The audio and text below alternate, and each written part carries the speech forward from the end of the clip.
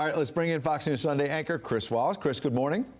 Morning to you, Ed. It is not just, as you heard Sandra note, Valentine's Day. It's the one-year anniversary for Bill Barr at the Justice Department. Happy anniversary, huh? Yeah.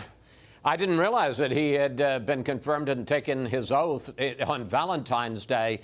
You know, this is interesting because there was a lot of blowback when, first of all, you got the 7 to 9 year recommendation from the career prosecutors. Then the president tweeted his outrage at that. And then the very next morning, the Justice Department announced that the Attorney General was going to drop any recommendation.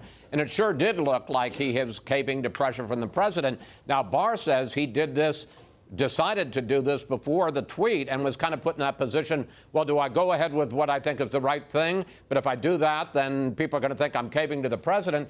So he was staking out a position here. And I hear the same thing that John Roberts has just reported, that there was tremendous uproar inside the Justice Department with a lot of people saying, look, we can't be in a position where it looks like we're a political operation for the White House, particularly when we're talking about criminal justice as opposed to policy, various policy initiatives that the Justice Department pursues. So Barr was protecting himself. He was protecting his standing within his department. Also, a lot of blowback on Capitol Hill from Republicans as well as Democrats.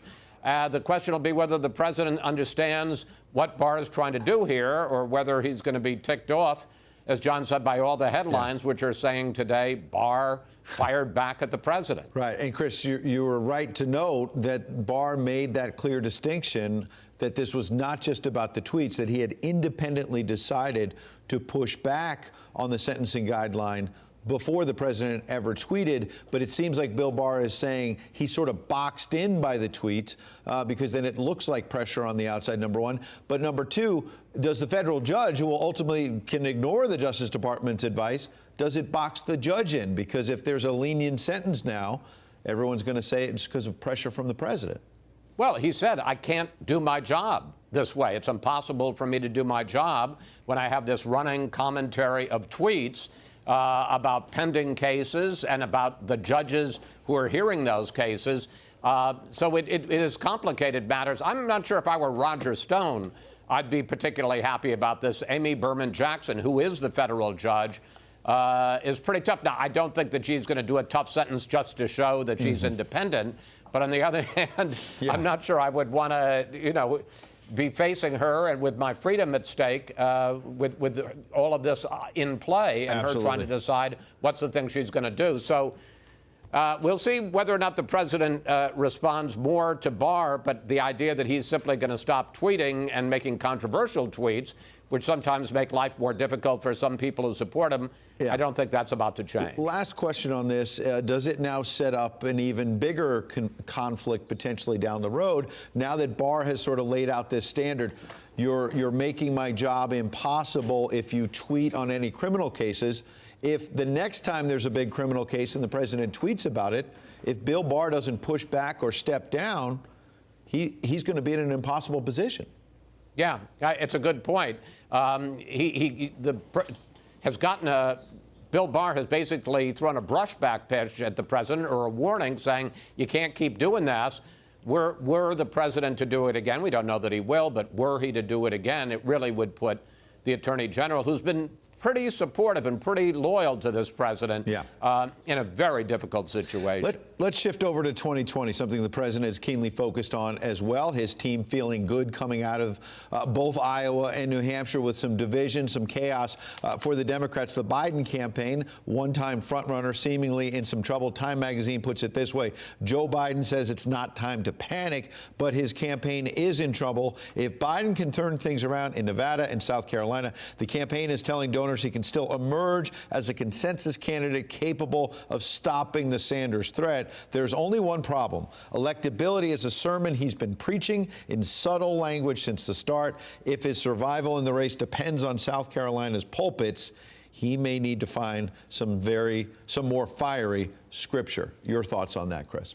Well, I think that's a good point. I was surprised when I went to Iowa and saw the Biden ads that it was all about electability. He literally would put up polls that would show where he stood vis-a-vis the president in the key states like Michigan and Wisconsin and Pennsylvania, the key swing states. There was nothing about message, nothing about his program for the future. It was basically saying, in fact, I think it said, vote Biden, beat Trump. That was his message. And when you lose, when you finish fourth in Iowa and you finish fifth in New Hampshire, the electability argument is kind of out the window. So it seems to me that beyond just saying I'm the person who can take on the president the most effectively, and that I think is now in doubt for a lot of voters, he's got to have a message, here's how I will improve your lives. And there's been precious little of that on the campaign trail, certainly in his campaign commercials. Chris, you're going to have Kellyanne Conway on this Sunday. A lot to talk about William Barr, of course, and the Roger Stone case. But in terms of 2020, as I noted, the Trump campaign feels pretty good about the money the president has in the bank, the chaos coming out of Iowa, and now some confusion about where the Democratic Party is headed.